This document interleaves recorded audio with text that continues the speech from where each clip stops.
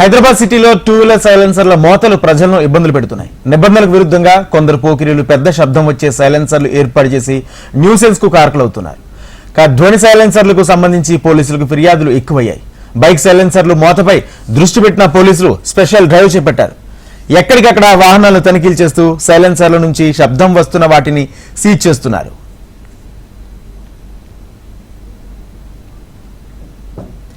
శబ్ద కాలుష్య నివారణపై స్పెషల్ ఫోకస్ పెట్టిన పోలీసులు హైదరాబాద్ నగరంలో మోత మోగిస్తూ నడుపుతున్న టూ వీలర్ సైలెన్సర్లపై ఉక్కుపాదం మోపారు.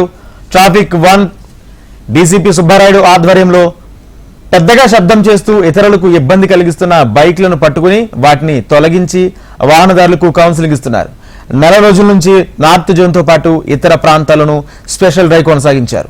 సుమారు 1500 టూ వీలర్ వెహికల్ సైలెన్సర్లను బేగంపేట ట్రాఫిక్ శిక్షణా కేంద్రం రోడ్డు రోలర్లో తొక్కించి ధ్వంసం చేశారు.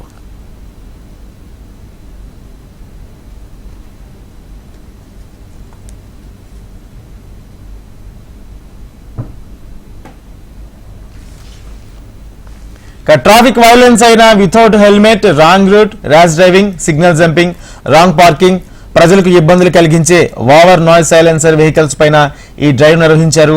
ట్రాఫిక్ నిబంధనలు ఉల్లంఘిస్తే కఠిన చర్యలు తప్పనిసరిగా ఉంటాయంటూ పోలీసులు హెచ్చరించారు. Traffic violence